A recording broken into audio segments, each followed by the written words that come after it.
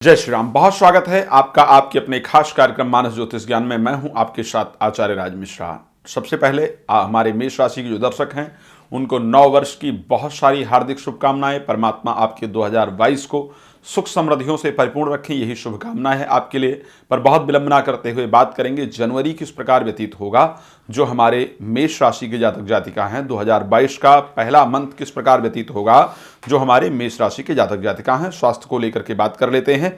एक तो क्योंकि आपके राशि स्वामी मंगल का जो संचार होगा वो आपके अष्टम भाव के अंतर्गत उनका संचार रहेगा और 16 जनवरी को वो आपके 9th हाउस में जाएंगे। तो 16 जनवरी तक स्पेशली आपको बता रहा हूं, एक तो अपने स्वास्थ्य का विशेष ध्यान रखिएगा। स्वास्थ्य के लिए स्टार्टिंग का जो समय है वो बहुत बेहतरीन नहीं है।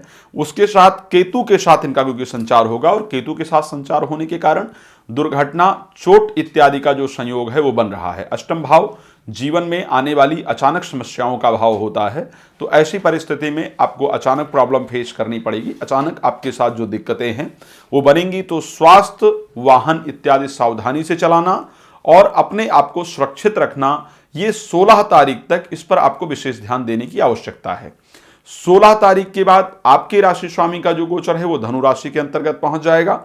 धनु राशि में वो पहुंचेंगे और गोचर करेंगे शुक्र के साथ पहुंच करके धनु राशि में। खैर शुक्र का भी परिवर्तन उससे पहले हो जाएगा। अगर देखा जाए शुक्र का परिवर्तन खैर 27 फरवरी को होगा, लेकिन उस टाइम शुक्र के साथ जाकर के उनका गोचर रहेगा और सूर्य 14 तारीख को आपके मकर राशि के अंतर्गत पहुंच जाएंगे। तो यहां पर परिस्थितियां आपके लिए बेहतर होगी। लेकिन एक बात ध्यान रखिएगा, राशि स्वामी का शुक्र के साथ जाकर के गोचर करना मंगल शुक्र के संयोग को जो बनाएगा, और क्योंकि आपकी राशि स्वामी है मंगल, इसलिए कामोत्तेजना निश्चित रूप से बढ़ाएगा। और इस परिस्थिति में आपसे, चाहे आप महिला हैं या पुरुष हैं, कोई ऐसी गलती जरूर हो सकती है जिसके कारण समाज में आपकी बदनामी, आपके नाम को खराब होने की परिस्थिति बने।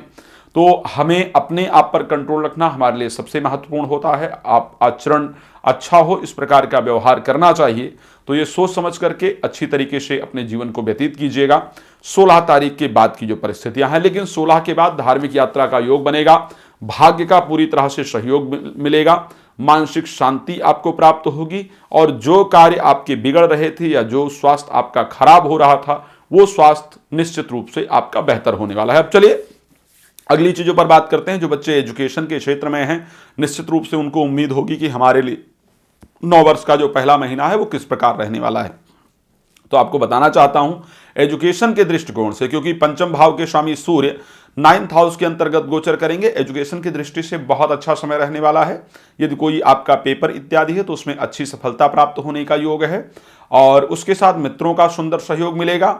जो लोग अपने बच्चों के लिए परेशान हैं, बच्चों से संबंधित जो दिक्कतें हैं, चाहे वो संतान ना होने की दिक्कत हो या बच्चे को सफलता नहीं प्राप्त हो रही है ये समस्या है, या फिर बच्चों की मैरिज इत्यादि को लेकर के आप परेशान हैं, तो ये सारी समस्याएं आपकी निश्चित रूप से दूर होती हुई दिख रही हैं।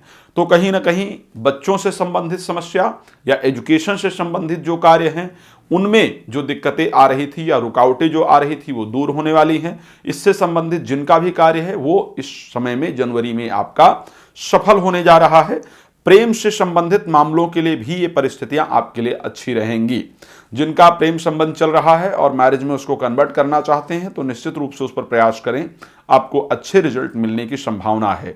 तो कुल मिलाकर के स्वास्थ्य की दृष्टि से 16 तारीख से पहले का जो समय है वो खराब आपका दिख रहा है, लेकिन उसके बाद का समय आपके लिए बेहतर है। लेकिन संतान को लेकर के, शिक्षा को लेकर के, मित्रता को लेकर के, प्रेम को लेकर के जनवरी माह आपके लिए निश्चित रूप से बेहतर होता हुआ दिख रहा है। अब आगे चलेंगे और जीवन साथी के बारे में, जीवन साथी के विषय में भी विचार करने का प्रयास करेंगे। तो शुक्र क्योंकि 9th हाउस के अंतर्गत गोचर करेंगे, जो हमारी जैसा कि भारतीय जो महिलाएं हैं, जो भारतीय धर्म पत्नियां हैं, उनका हमेशा विचार रहता है कि मेरे पति के जीवन के अंतर्गत तरक्की हो, उनको सुख समृद्धि मिले।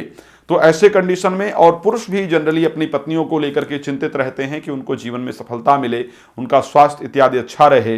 तो जीवन साथी के लिए भी कहीं ना कहीं जनवरी का जो माह है वो निश्चित रूप से एक बेहतरीन महीना प्रतीत होने वाला है। अच्छी परिस्थितियां हैं। तो परमात्मा करे आप सभी का समय अच्छा हो, यही शुभकामना आप सभी के लिए रहती है। और अन्य किसी प्रकार की भी जानकारी चाहिए हो तो डिस्क्रिप्शन में नंबर लिखा हुआ है, आप प्लीज कॉल कर सकते हैं, जानकारी प्राप्त कर सकते हैं।